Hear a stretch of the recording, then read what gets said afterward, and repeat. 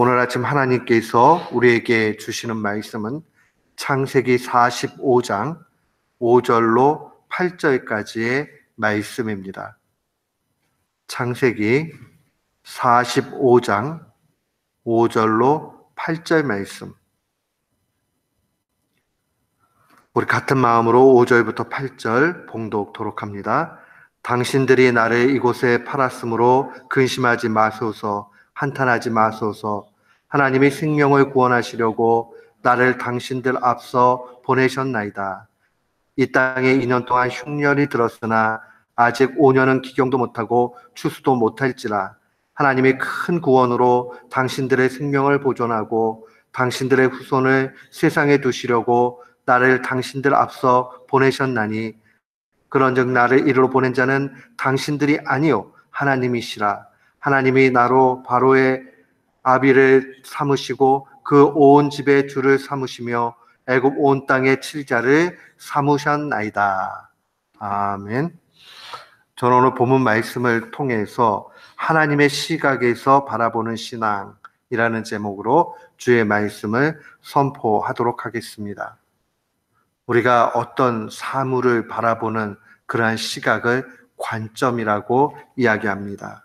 관점은 인생을 사는 데 있어서도 매우 중요합니다.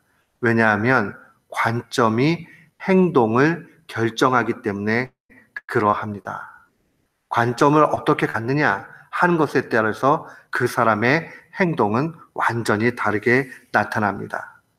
우리는 12명의 가나안 정탐꾼 스토리를 잘 알고 있습니다.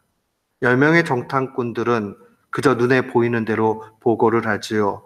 민수기 13장 33절 말씀 보면 거기서 또 레피림의 후손 아낙 자손 대장부들을 보았나니 우리는 스스로 보기에도 메뚜기 같으니 그들의 보기에도 그와 같았을 것이다. 그래요. 가나안 땅에 그 팔레스틴 지역이죠. 거기에 원주민들은 아낙 자손입니다. 우리가 잘 아는 골리앗이 있는 그러한 민족들입니다. 이스라엘 백성들이 바라볼 때에 그들 앞에 이스라엘 민족들은 정말 메뚜기같이 그렇게 보잘것없는 존재로 보였을 것 확실합니다.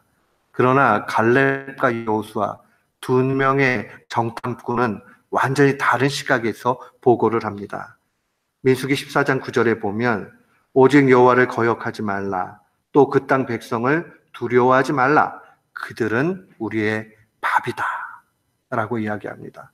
똑같은 것 보고 왔어요. 그리고 큰 무리들 정말 엄청나게 그렇게 힘세 보이는 아낙자손 보고 왔습니다. 근데 10명은 아낙자손 우리가 그들 앞에 메뚜기 같다 라고 이야기하고 갈렙과 여호수아 2명은 그들은 우리의 밥이다 이렇게 이야기합니다. 뭐 때문에 이렇게 차이가 납니까? 관점의 차이예요. 눈에 보이는 것만 보느냐 아니면 능력의 하나님의 시각에서 보느냐 그것에 따라서 완전히 행동이 달라지죠. 사랑하는 성도 여러분, 오늘 본문 말씀은 우리에게 역사를 어떻게 읽고 봐야 되느냐, 뭐 역사 거대하다면 우리의 인생사, 또 그것도 너무 거대하다면 우리가 하루하루 살아가는 것을 어떻게 봐야 되느냐 하는 것을 명백하게 알려줍니다. 오늘 본문 말씀 5절, 7절, 8절은 이렇게 증거가 되어졌습니다. 하나님이 생명을 구원하시려고 나를 당신들 앞서 보내셨다. 7절에 보면 하나님이 당신들의 후손을 세상에 두시려고 나를 당신들 앞에 보내셨다. 8절에 보니 그런즉 나를 이리로 보낸 자는 당신들이 아니고 하나님이다 라고 얘기합니다. 얼마나 멋있는 고백인지 몰라요.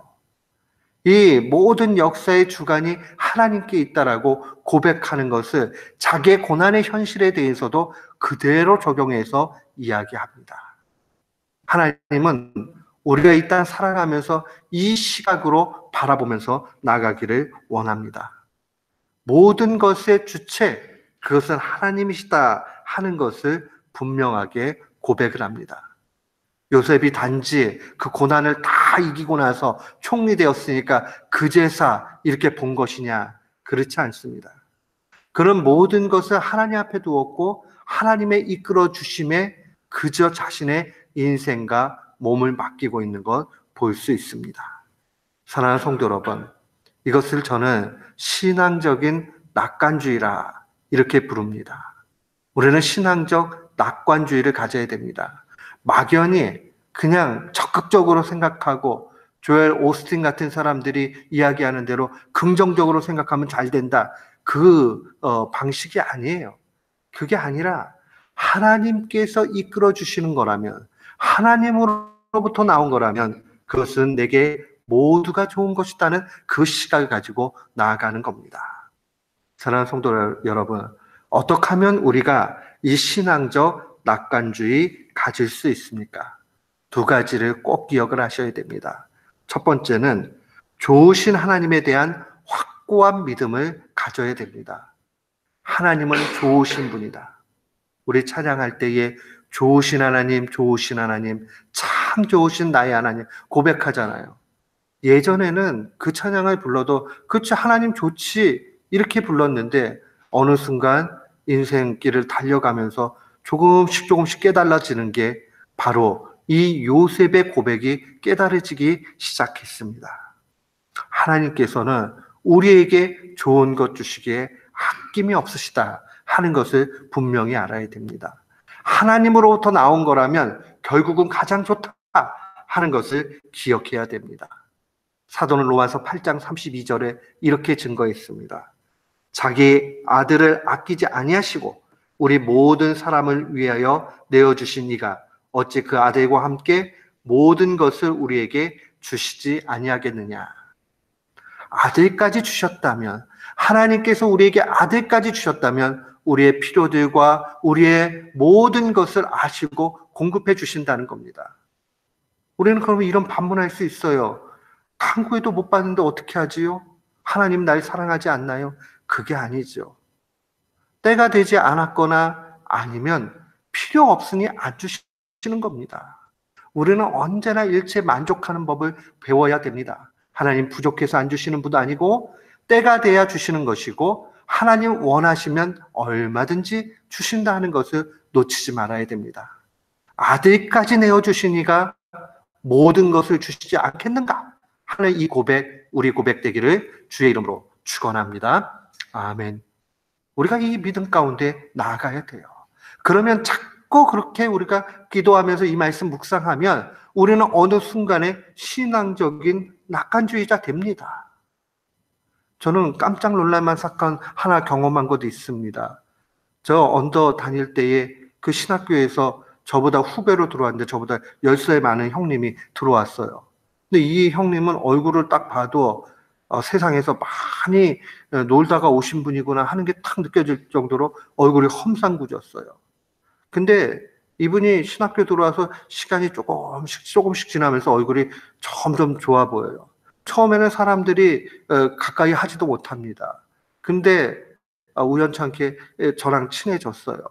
그런데 이 형님이 그런 이야기 합니다. 자기가 세상 속에서 억울하고 이런 상황들이 크게 된 것도 아닌데 그냥 내 형편이 어렵다 이렇게 생각을 하니까 잘된 사람 보면은 부럽고 심지어는 나중에는 그 사람을 갖다가 해쳤으면 좋겠다는 그런 마음까지 들더라 하는 얘기를 들은 적이 있습니다. 남을 미워하고 세상을 원망하고 하는 것들이 처음엔 작았을 거예요. 그게 점점 커지면 나중에는 아주 엄청나게 나쁜 일까지 할 수 있을 그런 마음이 든다는 사실입니다. 사랑하는 성도 여러분, 우리는 그렇기 때문에 한결같이 만족하고 감사해야 돼요. 아들 내어주셨으면 내게 필요하면 다 주신다. 그런데 필요 없으면 안 주시는 거죠. 때가 안 됐으면 안 주시는 거죠. 그거에 크게 흔들릴 필요 없는 겁니다. 또한 우리가 두 번째로 이 신앙적 낙관주의 갖기 위해서 필요한 것은 하나님으로부터 오는 고난은 유익하다는 것을 분명히 알아야 됩니다. 고난 크게 받고 연속적으로 받고 그러면 그 견뎌낼 아무도 없어요. 누가 즐겁겠어요? 그 의로운 그 욥도 고난 가운데서 얼마나 마음이 흔들리고 그 탄식하는 얘기들이 얼마나 절절히 나옵니까? 다윗 왕은 어때요? 그 인생 가운데서 어려움 만났을 때 하나님 찬양도 하지만은 그러나 그 고통의 호소들을 보면은 마음이 애절할 정도로 그렇게 느껴지지 않습니까? 우리가 그러한 가운데 놓여지게 되면 하나님 안 계신가 보다. 아니면 차마 하나님이 안 계시다라고 부정할 수 없으면 하나님 나 미워하시는가 보다. 그런 생각 들 수 있어요. 그런데 사도는 로마서 8장 17절에 이렇게 증거합니다. 자녀이면 또한 후사는 상속자라는 뜻입니다. 자녀이면 또한 후사, 곧 하나님의 후사요, 그리스도와 함께한 후사니 우리가 그와 함께 영광을 받기 위하여 고난도 함께 받아야 할지니라. 고난 함께 받아야 영광 들어가니 고난 받을 때마다 묵상해야 됩니다. 야, 이거 고난 받는 거 그거 하나님 앞에 영광으로 가는 관문이구나 라고 생각하면 우리는 또 거기에서 소망을 발견하게 되고 그 가운데서 우리는 하나님의 인도하심을 보게 됩니다. 사랑하는 성도 여러분, 하나님의 시각에서 모든 것을 해석하고 바라볼 수 있어야 됩니다. 그때에 하나님이 기뻐하십니다. 오늘 본문 말씀 묵상하면서 좋으신 하나님, 고난이 내게 유익이라 하는 고백 가운데서 날마다 신앙적인 낙관주의자로 승리하는 귀한 교우들 되시기를 주님의 이름으로 축원합니다. 아멘.